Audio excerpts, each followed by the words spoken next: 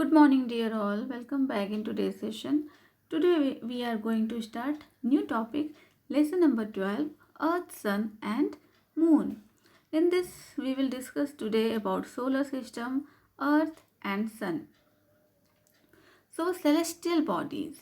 So what are celestial bodies? So different planets, their satellites, the sun and other objects in the sky, all these are known as celestial bodies like moons, asteroid, comet, meteor, planetoid, all these are known as celestial body.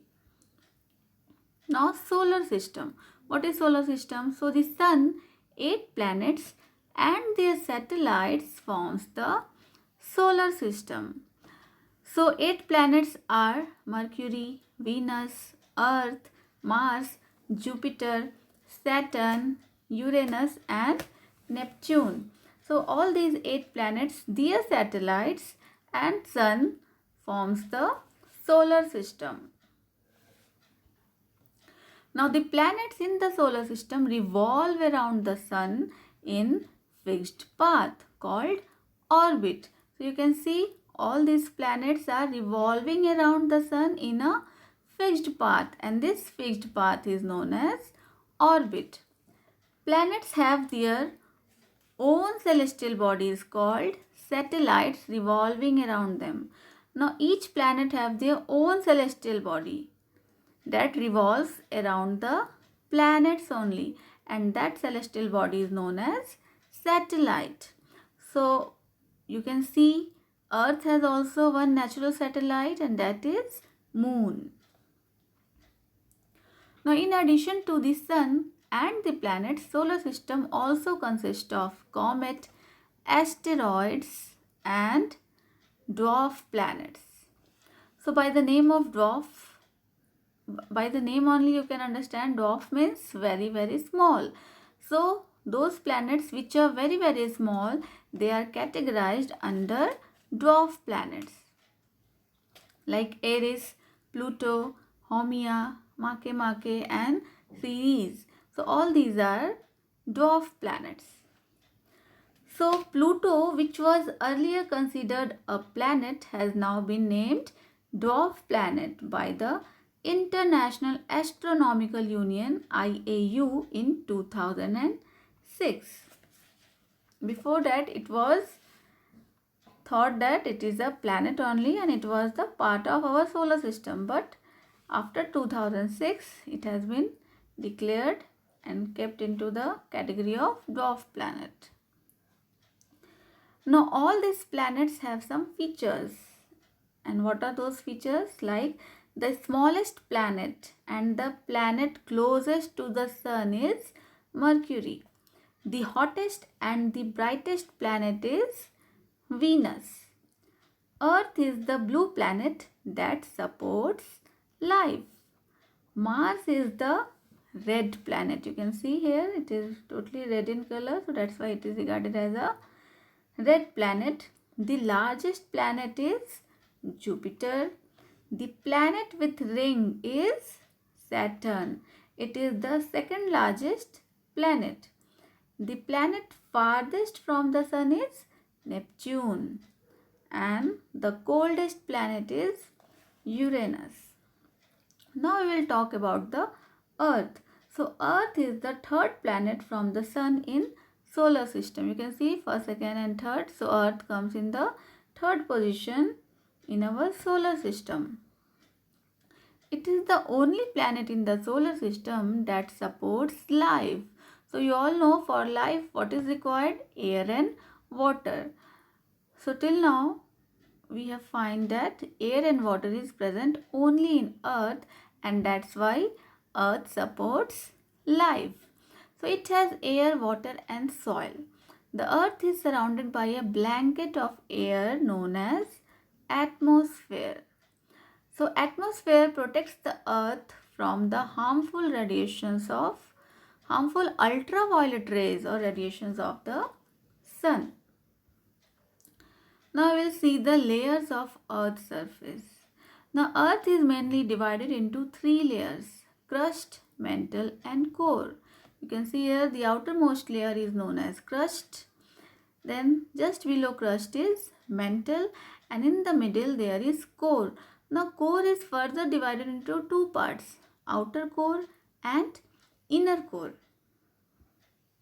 Now one by one we will see each layers. First is the crust, or we can also call it earth crust. So it is the outermost layer of earth. The earth's surface has mountains, oceans, rivers and valleys.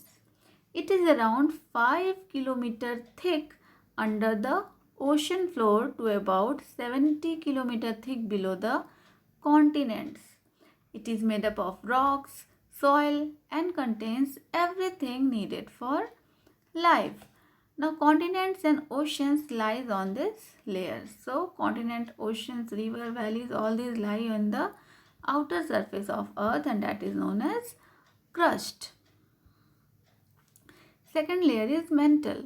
So it is the middle layer or layer just below the crust.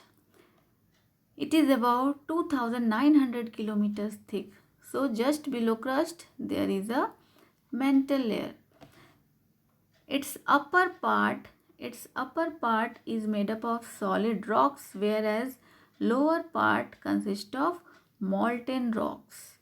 It is from here that molten magma comes out when a volcano erupts. So during volcanic eruption, the molten lava or magma comes out from this lower part of the mantle only.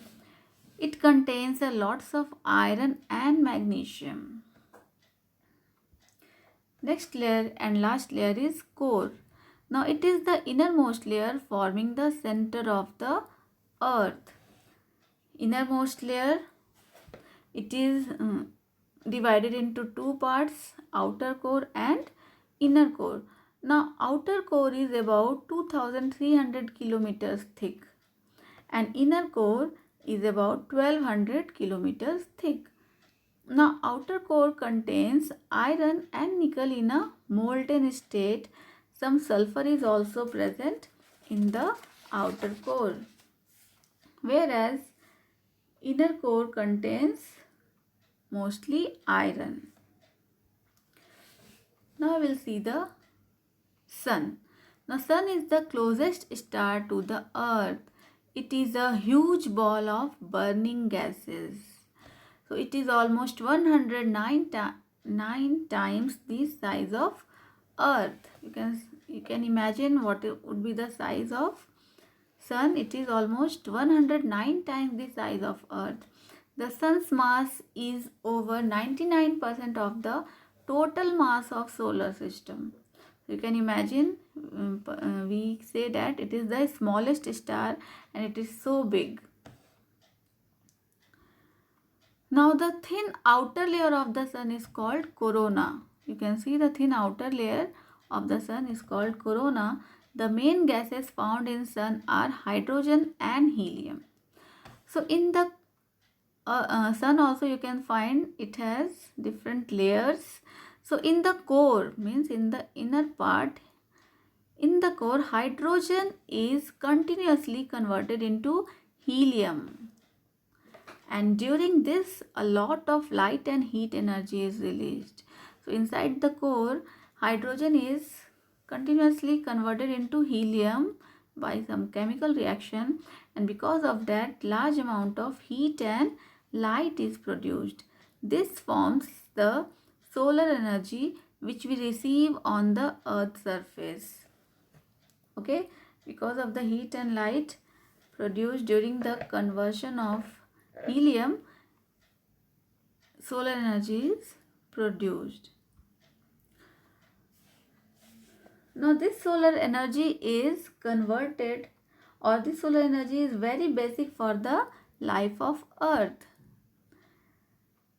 The temperature on the sun's surface could be around 6000 degrees Celsius. Its temperature could be 6000 degrees Celsius.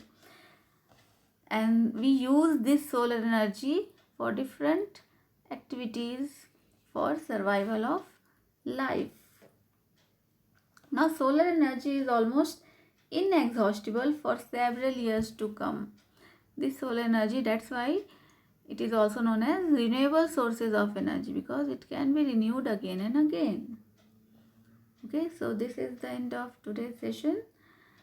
Just watch video again and we will meet again in the next session.